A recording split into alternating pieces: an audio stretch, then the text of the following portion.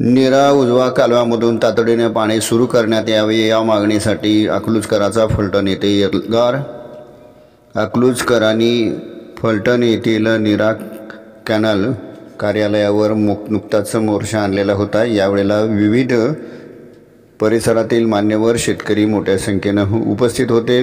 माननीय विजयसिंह मोहिते पाटील यांच्या नेतृत्वाखाली व माढ्याचे लोकसभेचे उमेदवार धैर्यशील मोहिते पाटील यांच्या नेतृत्वाखाली हा मोर्चा काढण्यात आलेला होता। यावेळेला सांगोला, पंढरपूर, माळशिरस व अकलूज या परिसरातील शेतकरी मोठ्या संख्येने उपस्थित होते।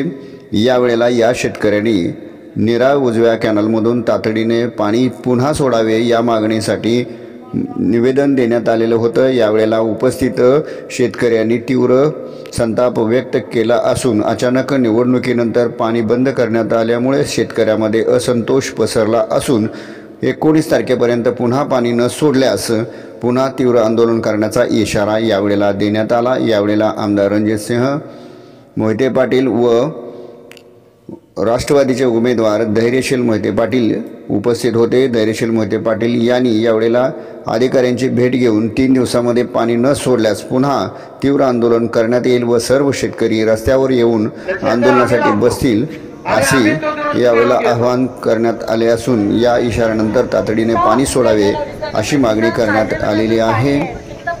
यावेळेला उत्तमराव जानकर, रणजितसिंह मोहिते पाटील, धैर्यशील मोहिते पाटील यांनी तीव्र संताप व्यक्त केला असून शेतकऱ्यांच्या तीव्र भावना लक्षात घेता नीरा उजव्या कॅनलमधून तातडीने पूर्ववत पाणी सोडावे। सध्या दुष्काळी परिस्थिती असल्यामुळे जनावरांचे व पाण्याचे हाल होत असून अचानक निवडणुकीनंतर पाणी बंद केल्यामुळे या परिसरातील शेतकऱ्यांनी संताप व्यक्त केला असून यापुढे तीव्र आंदोलन उभा करण्याचा इशारा यावेळेला देण्यात आला।